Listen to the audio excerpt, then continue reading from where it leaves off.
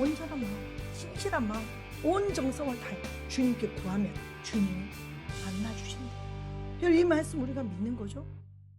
여러분, 우리가 성경에 보면 이름이 붙여져 있는 장들이 있어요. 고린도전서 13장은 사랑장, 고린도전서 15장은 부활장, 히브리서 11장은 무슨 장일까요? 오늘 이 믿음장이요, 가장 기초적인 겁니다. 여러분, 믿음을 딱 이제 한마디로 정리할게요. 하나님을 온전히 신뢰하고 순종하는 것, 이게 믿음으로 살아가는 삶입니다. 자, 이제 본문으로 들어갑니다. 자, 믿음에 대한 정의가요, 딱 1절에서 3절까지 나옵니다. 믿음이 뭐냐? 내가 바라는 것들에 대해서 확신하는 거예요. 흔들림 없이 정말 굳게 믿는 것이고, 보이지 않는 것들에 대해서 그것이 될 것이라고 확증해 버린 거예요. 여러분, 선진들이, 우리 믿음의 조상들이 이 믿음으로 인해서 증거를 받았대요. 그래서 믿음이 없이는 하나님을 기쁘시게 할 수가 없다는 거죠. 믿음은요, 모든 세계가 하나님의 말씀으로 지어진 것을, 창조된 사실을 깨닫게 해주는 것입니다. 보이는 것은 눈으로 볼 수 없는 것으로부터 나왔다는 것을 깨닫게 된다. 여러분, 이 우주 만물 보이는 것 하나님으로부터 나왔어요. 눈에 보이지 않는 하나님으로부터 이 우주 만물이 시작되었습니다. 아, 하나님이 살아계시고 하나님의 천지를 만드셨구나, 우리가 믿는 순간 그 하나님이 보이기 시작하는 겁니다. 여러분, 그것이 믿음이에요. 하나님은 그것을 우리에게 원하시는 겁니다. 앞으로 믿음으로가 계속 나오거든요. 믿음을 따라 믿음으로 사는 믿음의 선배들에 대한 얘기가 쭉 나오는 거예요, 지금.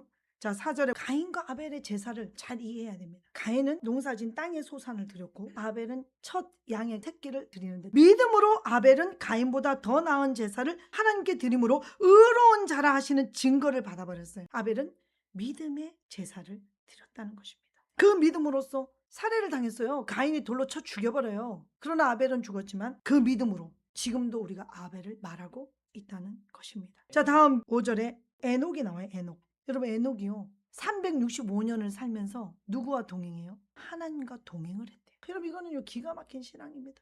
하나님의 죽음을 허락하지 않고 그 품에 안고 가실 수밖에 없는 그런 믿음. 여러분, 믿음으로 에녹은 죽음을 보지 않고 옮겨졌어요. 그는 옮겨지기 전에 하나님을 기쁘시게 하는 자다 하는 증거를 받아버렸어요. 믿음으로만 하나님을 기쁘시게 하는 거예요. 마지막 말씀을 보면 믿음이 없이는 하나님을 절대로 기쁘게 할 수 없다. 그러면서 두 가지를 얘기합니다. 첫 번째, 하나님께 나아가는 자는 뭘 믿어라? 반드시 그가 계신 것을 믿어야 된다. 두 번째는 자기를 찾는 자들에게 뭘 주십니까? 상 주시는 하나님이신 것을 믿으래요.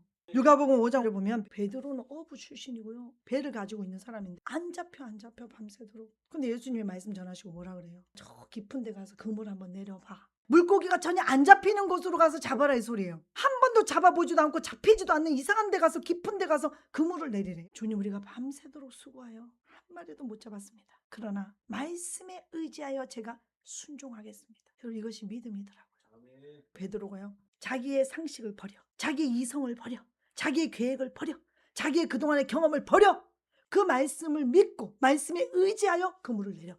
여러분, 말씀을 들었단 말이죠. 여러분, 말씀을 들을 때 지금 믿음이 생깁니다. 그 말씀을 듣고 순종했어. 여러분, 아시죠? 물고기가요, 2배 가득한데 터져. 여러분, 이런 역사를 우리는 하나님의 말씀을 통해 보게 됩니다. 여러분, 믿음은 말씀에 순종하는 것입니다.